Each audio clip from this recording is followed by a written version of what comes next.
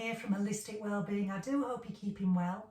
Today I'd like to show you just a few of the projects that I've got ongoing at the minute. They're all in various stages of fermentation, all absolutely brilliant for gut health, which of course is responsible for keeping our immune system in tip-top shape, as well as those happy hormones and lots of other wonderful health benefits as well. So by showing you these things, they're all very simple, they're all very easy to make.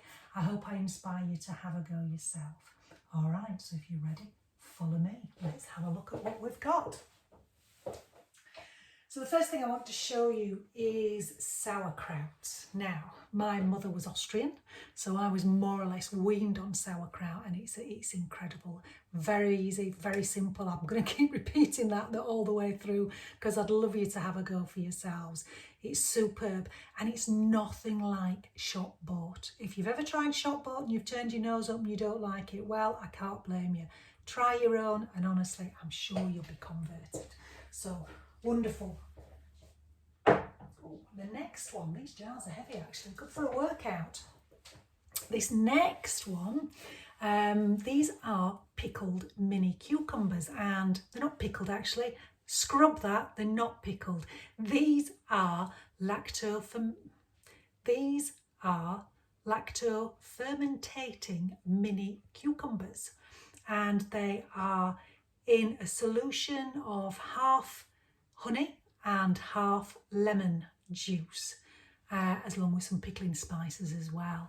Now, when I started making these, because they're so delicious, I continuously make them. We just can't live without them, really. Sounds sad, but honestly they are. Once you've tried them, they're incredible. As I was making these, I ended up with all these, because I think you need about 8 lemons for the lemon juice. You need about 250 mils of lemon juice. Obviously, it depends on what size your lemons are. But I had all these lemon peels. Now, some of them went to the compost, some of them I would zest and dry, because they're great in rice puddings if you're a rice pudding fan, or any sort of baking. And so I thought, well, is there anything else that we can do with these lemon peels?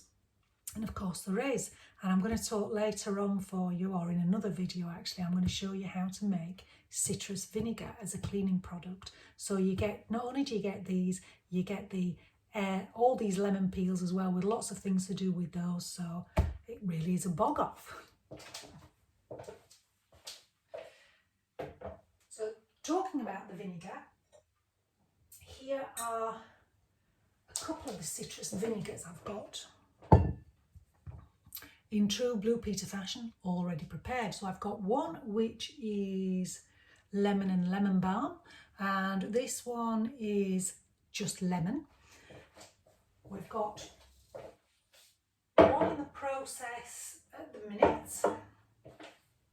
This is lemon and orange, and this is what I'm going to be showing you how to make in this other video I keep promising you. So it's fantastic. It's a natural cleaning product. Get rid of all those nasty chemicals. This really is the way to go. It's superb. I have a combination here of beetroot kvass and the beets that were left over from making the kvass. A lot of cultures that make this tend to discard the beetroots, but the beetroot is beautiful in a salad afterwards. So don't throw it away, pop it in a jar and keep on nibbling those, because those are still fantastic for your health as well.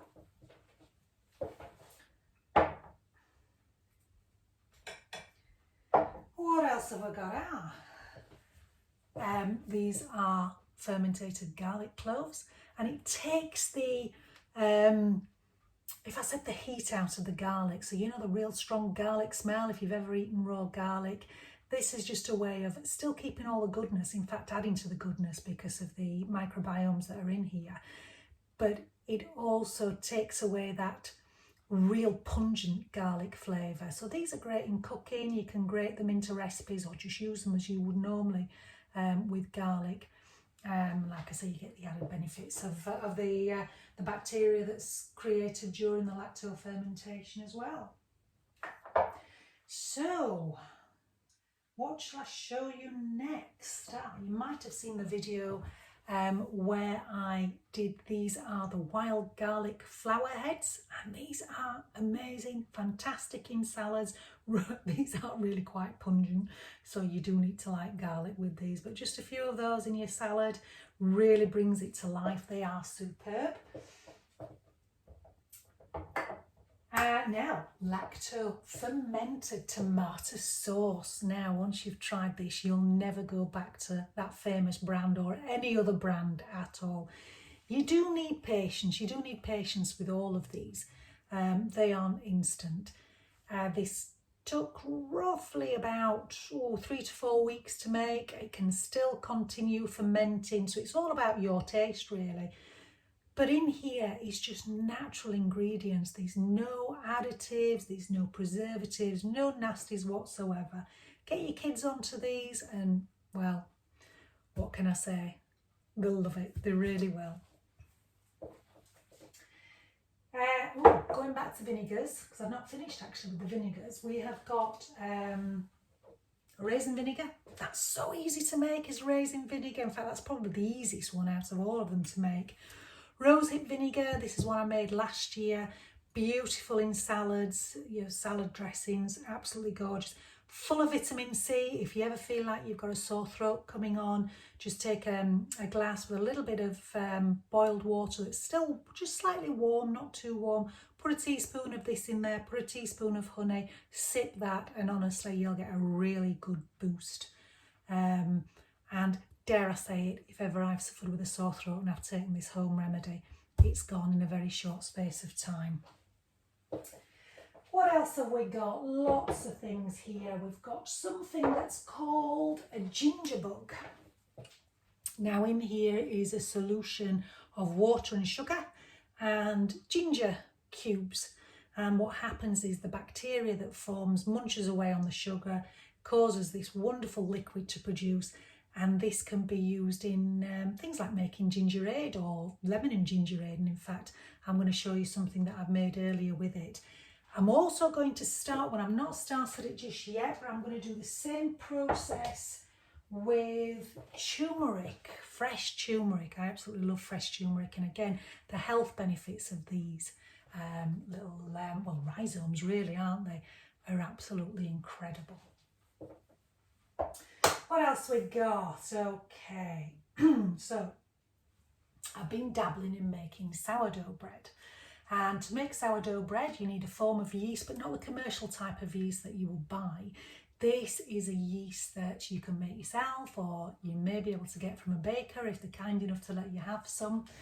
And all it is I'm just laughing, and I'll explain why I'm laughing in a minute when I show you this. The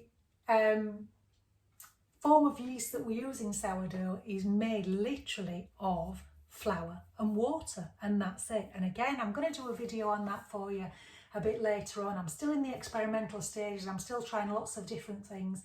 So when I've put it all together and got what I think's the best of the best, for me anyway, where I can produce, I'm going to share that with you. So here we have, the tradition is apparently that you name your sourdough starter. So this is Aelfrith. Oh, she's the wrong way around, isn't she? And she really is a, well, if you want to call her, she's a real warrior princess, is this one. Now, you'll see the elastic band here. I fed her, because she is a living organism, flour, water, and what happens is you need to leave the top uncovered. When I say uncovered, it needs to be covered, but using something like a coffee filter or a cheesecloth or a muslin over the top allows it to breathe. And what happens is it takes the natural yeast out of the air, and it turns into this amazing natural yeast. I'm going to take the lid off. She looks a bit full. So that's what I was going to say. So I started, this is where she was at when I fed her this morning, and she's now on the rise. I took a photograph of that, so I'm going to see if I can put a photograph in there.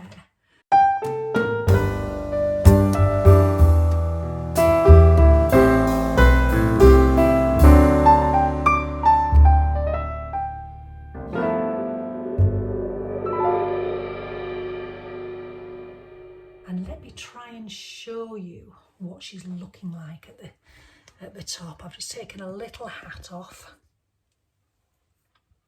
And here she is. So you can see all these bubbles forming now. All this wonderful process that's going on here that's going to make some incredible loaves. So from Aelfrith, we also have Son of Aelfrith. And this is Osbert II. Now I say Osbert II. Osbert I didn't really cut the grade, unfortunately. So Osbert I turned into Osbert II along with some Aelfrith. And I've made him into a rye sourdough starter. Now the reason he's got the lid on is because he's living in the fridge at the minute. I'm just going to give you a little look here. He's still nice and bubbly. Because these are living organisms, you do need to feed them daily, which is great if you are baking daily. But as a hobby baker, I perhaps only bake once or twice a week, really, maybe once on a weekend. So if I'm to keep these at room temperature every day, I've got to feed them with a solution of flour and water, which of course could get quite expensive. So if you feed them and then pop them in the fridge for a week, say you're going to start making your bread on the Saturday, bring the starter out on the Friday night, let it come nicely to room temperature, give it a feed, get it all activated again. It just puts them to sleep, really, going in the fridge for a while. So that's why Osbert's been in the fridge, because I'm not planning on making any rye sourdough just yet, but I will be making some more organic white sourdough bread. What day are we on? Well, in a couple of days' time anyway. Okay, so let me just pop Aelfrith back down here, put a little hat back on.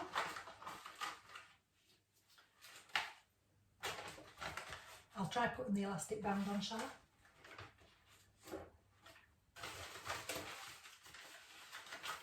I just find coffee filters are quite easy and quite convenient to use. But as long as it's breathable, you could even put a tea towel over, as long as it's breathable. And then that's absolutely fine. No, she's not going to do that, is she? Never mind. Let me do that just for now. Put the elastic band on, because if the cats get hold of the elastic bands, that's the last I see of them. Right, Osbert, you go back in place and let me show you this. This is what's called a sourdough discard.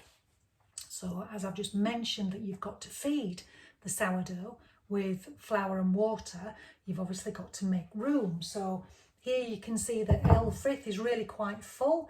When it comes time to feed her, I need to get rid of some of that, just get rid of some of the starter into another container, so then I've got room to be able to give her feed. However, even though it's called a discard, what I've discovered is you don't need to throw it away, because there's lots of different things you can do with this. And right at the minute, I am heating up some olive oil in a frying pan, pouring some of this starter on there, just leveling it out, putting some chopped sliced black olives on the top, a little bit of salt, some seasoning, pepper, and you just allow that just to cook for a few minutes. As soon as it gets nicely golden on the underneath, turn it over, cook the top half, and it turns into this crispy with almost like a little gooey inside. It's like a form of a bread. It's not quite a flat bread as such. It's one of these things I've never even tasted before prior to doing this, so it's a bit hard to describe. But dipping it into a combination of olive oil and balsamic vinegar, that is a really, really nice treat. So we don't throw that away, we make things out of it. And there's lots of other things I can do, but I've just not tried it yet. Of course, there's not enough hours in the day, is there? Right, what else have I not shown you? This one at the back here is not a fermented product. Oh, this is, oh my goodness me. This is actually Plum Gin. Shh. though. This is made from last year's plums. We had such a glut of plums in the garden. I always like to make a plum gin and a plum vodka for Christmas time. And the freezer was full of plums still. And so I needed a little bit of room, so I thought, why not? Let's make a bit more. So this will be ready August time. In here, there's obviously the plums, there's a gin. I'm trying to remember rightly, did I write it down on here? I have written it in a book somewhere. And I put spices in like a cinnamon stick and orange zest, nutmeg, so you get a real beautiful Christmassy spice with it. But of course, plum gin's not just for Christmas, or rather it's not in our house. It turns into really more of a liqueur. And in my opinion, best drunk neat. Right, so over here, what have we got? Okay, another little project that I've got on the go is water kefir. So I don't know how well you're going to be able to see this. Well, I can just see our fence reflected from the outside. But here are little water kefir grains. You'll see them maybe bobbing up and down if you can see it well enough, like I say, with the reflection.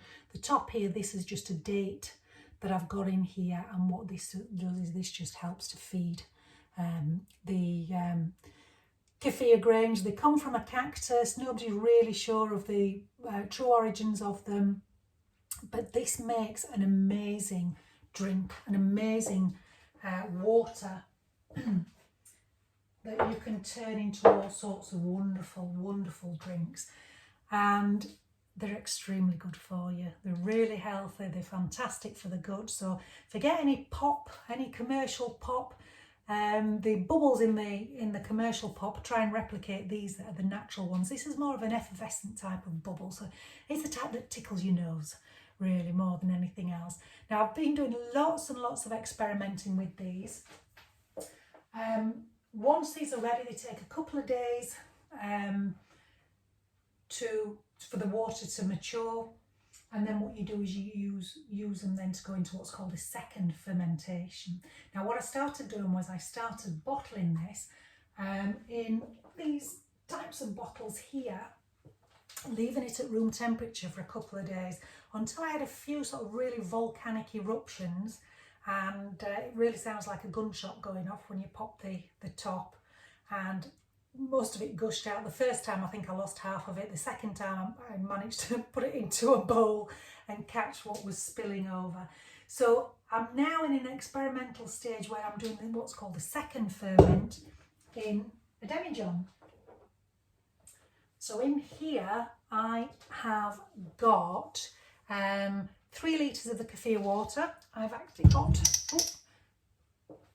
got 3 of these little jars ongoing. Each of them contain a litre of water. It must be spring water, not chlorinated water, by the way.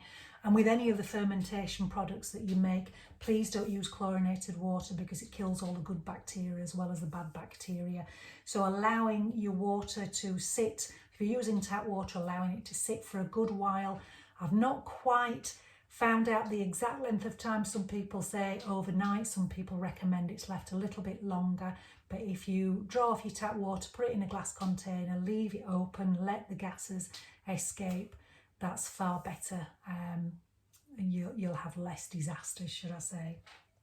So in here are the contents of 3 of those jars that I've just shown you, along with, I believe, 2 lemons. They're peeled and sliced, and a big chunk of ginger, about that big. I don't know, I'd have to work out the quantities for you. Sugar's added in here as well. And the bacteria that's in there eats the sugar up, so don't be concerned about having the sugar in the drinks. By the time you come round to drinking that, the sugar is more or less gone. And this has just been bubbling away nicely, couple of days. And so this one really is a little bit like a natural ginger beer, ginger ale. There may be a slight alcoholic content. It's all natural alcohol. It would only be very, very small. But for anybody who's got an intolerance to alcohol, then please bear that in mind when you're trying any of these fermented drinks. Here's one I made earlier. I know it's not going to pop the top, because I've done it in this method. You might hear the little bubbles there. Let me find a glass. And you might be able to hear the bubbles and see them as I pour this out for you.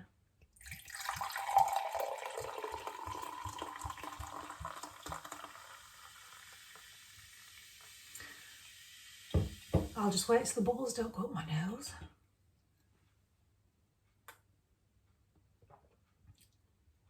And that's wonderful. That warmth of the ginger that comes through, the sharpness of the lemon, still a little bit of sweetness in there. Really refreshing, especially on a nice hot summer's day. You can imagine that in a jug full of ice. Again, it's something that you've created yourself. You know exactly what's in it. There's no nasties.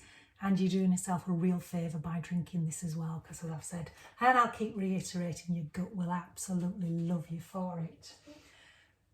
All right, oh, and you can use, as you're making up the mixture, as I've done in here, so in this one, I actually put some of this, what they call ginger bug, in here as well, and that really adds to the fermentation process. Lifting all these jars is how I keep fit. I think I've more or less shown you everything now, apart from my newest experiment, and this is with something called kombucha. It's very much on the line as the water kefir. You can do milk kefir as well. I've not tried that. We're not milk drinkers in our house anyway. And you do need dairy milk for that to work. You can't get away with any sort of plant based milk drinks. It needs the actual dairy product. It needs what's contained in there to make it work. So this, I've been having great success with the water kefir. So I thought I'd try kombucha. And it's all new to me. And again, I'm still learning, so it's all really quite interesting. And I have here, now the reason they're covered, they need to be kept in the dark. They also need to breathe. So by covering them with a cloth, it allows them to do what they need to do. And it also stops any dust or anything getting in there as well. So just like we name everything in our house, actually, even the cars have got names. Just as we've named the sourdough starter here, we've also got a name for the kombucha. So I'd just like to introduce you to Scoby Do. Now you might think that's an unusual name. Let me show you this. Some of you might run screaming away because it does look really quite alien, it does look quite strange. But kombucha is made from something called a Scoby.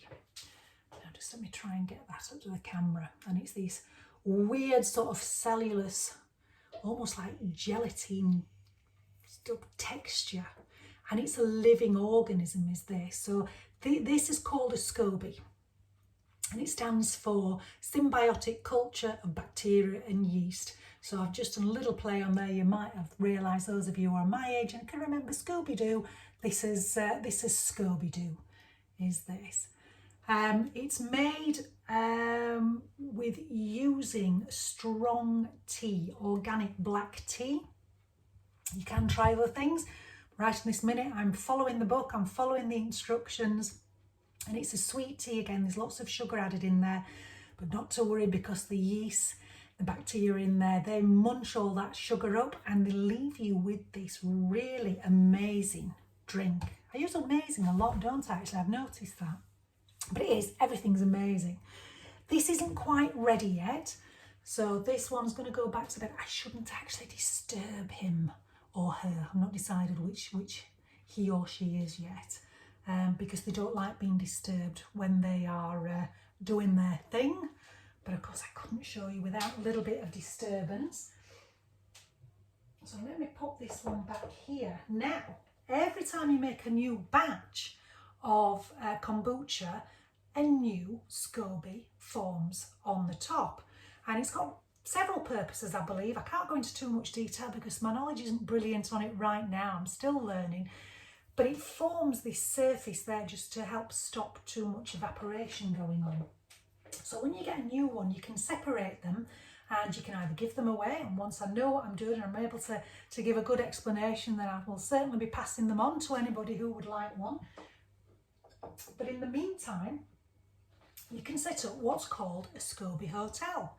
So it's a Scoby Do hotel, and again, if you're familiar with Scoby Do, you'll know there'll be those pesky kids in there that stop any funny shenanigans going on. So in here, I've got 2 Scobies. And again, I'm not sure how well you're going to be able to see this. I have, can you see there's a smaller disc there? Just here. I'll put the camera down. Let's see if we can get you a better view.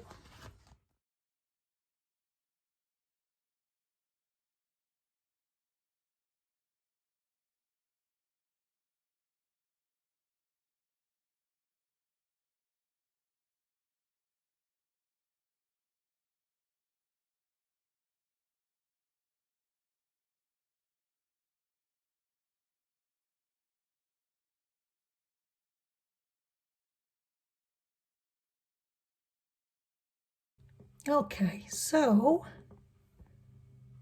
I'm hoping you can see that there's a small disc in there. It's a little bit more opaque. That was the original one I bought, so only a small one, only about that big, to have a go with. And then later on, when I started reading the books, they said you should never buy a small one, you must buy a fully grown one. I thought, oh dear, what have I done? Have I made some form of mistake? But actually it's been absolutely fine. So you can see now the size of this one here, that's the one that was produced. So the tiny one really is the mother one. You might see these actually in vinegar themselves. Or if you hear about buying vinegar with the mother, it's a Scoby. That's what the mother actually is. So it's formed another one with the next batch that I've made, and it formed another with the third batch. So I separated 2. I've left these original ones together, and I've put the other one into what I've just shown you now. So that's the little Scoby Do hotel. And every time I make a new batch, another one will be added in here, and hopefully we'll get quite a few. And I've learned that you can do lots of other things with it as well. So watch this space, see how we get on with that. And then from this, if I can remember where I've put it, I've also got, oh here it is, a kombucha vinegar. Because if you leave the solution too long, it literally does go far too sour. And I'm really getting into making vinegars, homemade vinegars at the minute, so I thought I'm going to give this a go. And when you open this up and take a sniff, it really does smell like vinegar. So can you see here, it's formed its own Scoby. I'm just going to try, I don't know if I can turn it round, you can see, you might even been able to see 2 because I did top it up with some more liquid at the weekend. And I'm going to be feeding this with, let's have a look, 1 teaspoon of sugar every 2 weeks for 6 weeks, and that will form what I believe is an amazing vinegar that I'll be able to use in cooking. I think I'll probably use that in cooking rather than in cleaning products. So I think that is about it. It was supposed to be a short video, but it's turned into quite a long one. I hope you've enjoyed it anyway. I hope it's given you a little bit of inspiration. Quite a lot of the recipes that I've made are already on the website, so you'll be able to have a look at those. And next up, I'm going to show you how I make the lemon vinegar. Excellent for a cleaning product. If I could get my hands on organic lemons, then I would make the vinegar to use in salad dressings. But because I can't get organic, then I'm just using it as a cleaning spray, and it's fantastic in the kitchen, it really is. Although if you are making it, I am going to advise caution on any sort of wooden surfaces, although I do use it on my wooden chopping board. But any polished wood, I'd just be very, very careful. Just do your research on that. I believe you can't really use it on it, so don't hold me responsible, guys. Okay, I'm going to leave that with you for now. Like I say, hope it's inspired you, and hopefully I'll be back soon with some other madcap idea that I've got onto. Okay, you take care now. Thank you for watching. Don't forget to like and subscribe, hit the little bell thing apparently, so you're informed every time I do put a new video on. You can see I'm completely new to all this, can't you? But anyway, that's it. That's me for now. Take care, much love to you all, and hope to see you soon. Bye now.